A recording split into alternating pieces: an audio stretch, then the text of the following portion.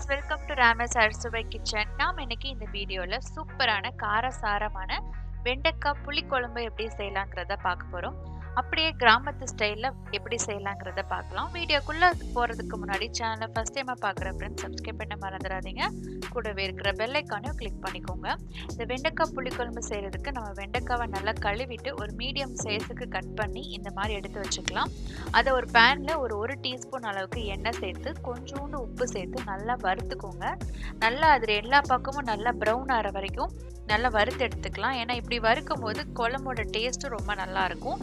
அந்த குழம்புல அந்த வளவளப்பு தன்மை இருக்காது. ஆனால் குழம்பும் நல்லா டேஸ்ட்டாக வரும். அதனால் நான் ஃபஸ்ட்டு அதை நம்ம நல்லா உப்பு போட்டு வறுத்துக்கலாம். பாருங்கள், நல்லா நான் ரோஸ்ட் பண்ணிட்டேன். நல்லா ப்ரௌன் ஆயிடுச்சு. இப்போ இந்த ஸ்டேஜில் நம்ம இறக்கி வச்சுக்கலாம். இது கொஞ்சம் நேரம் ஆறட்டும்.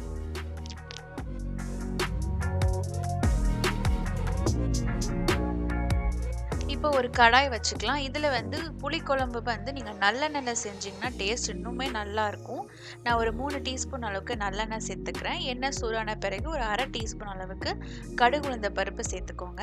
நல்லா கடுகு பொரியட்டும். கடுகு பொரிஞ்ச பிறகு நம்ம கொஞ்சோண்டு வெந்தயம் சேர்த்துக்கலாம். ரொம்ப கம்மியாக தான் வெந்தயம் சேர்த்துக்கிறேன். நான் ஒரு 10 போல் சின்ன வெங்காயம் நறுக்கி வச்சுருக்கேன். கொஞ்சோண்டு பூண்டு எடுத்து வச்சுருக்கேன். இதையும் சேர்த்துக்கோங்க. கொஞ்சோண்டு கருவேப்பிலை சேர்த்துக்கலாம். இதெல்லாம் சேர்த்து நல்லா வதக்கிக்கலாம். இப்போ வெங்காயம் பார்த்தீங்கன்னா நல்லா வதங்கிருச்சு. இதில் நான் 2 தக்காளி சேர்த்துக்க போகிறேன்.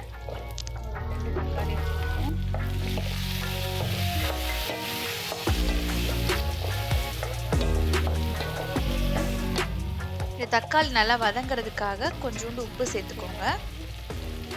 அப்புறம் மஞ்சள் தூள் ரொம்ப கம்மியாக ஒரு 1/4 டீஸ்பூன் அளவுக்கு மஞ்சள் தூள் சேர்த்துக்கலாம். இதெல்லாம் நல்லா வதங்கட்டும். அந்த தக்காளி நல்லா மசிஞ்சு நல்லா வதங்கட்டும்.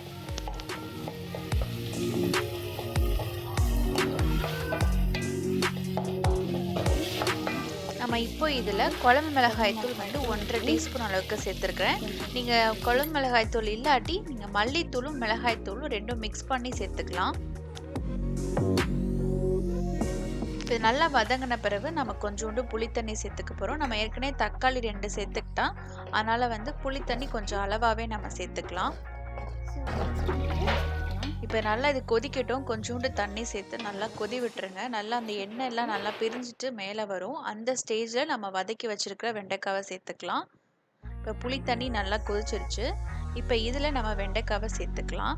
நம்ம வெண்டைக்காயில் ஏற்கனவே கொஞ்சோண்டு உப்பு சேர்த்து நம்ம வதக்கியிருக்கோம். அதனால் உப்பு கொஞ்சம் பார்த்து அளவாக போட்டுக்கோங்க.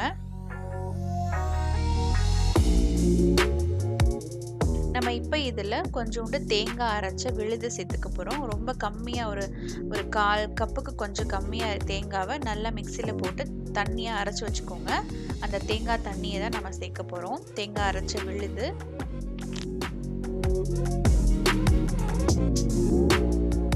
இப்போ இதையும் சேர்த்துட்டு தேவையான அளவுக்கு தண்ணி சேர்த்து நல்லா கொதிக்க விட்டுறலாம். நல்லா கொதித்து நமக்கு அந்த எண்ணெயெல்லாம் பிரிஞ்சுட்டு வரும்போது சூப்பரான ஒரு வெண்டைக்காய் காரக்குழம்பு புளிக்குழம்பு ரெடி ஆயிடுச்சு.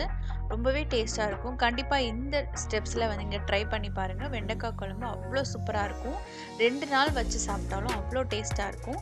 கண்டிப்பாக ட்ரை பண்ணி பாருங்கள். நம்ம சேனலில் நிறைய குழம்பு ரெசிபீஸ்லாம் இருக்குது. அதோட லிங்க்ஸ் எல்லாம் வீடியோஸ் எல்லாம் இருக்கும் சேனலில். நீங்கள் போய் செக் பண்ணி பார்த்துக்கோங்க. இந்த வீடியோவுக்கு உங்களுக்கு பிடிச்சிருந்தா வீடியோவை லைக் பண்ண மறந்துடாதீங்க. கமெண்ட் பண்ணுங்கள். உங்கள் ஃப்ரெண்ட்ஸ் அண்ட் ஃபேமிலிக்கு ஷேர் பண்ணுங்கள். தேங்க்யூ ஃபார் வாட்சிங்.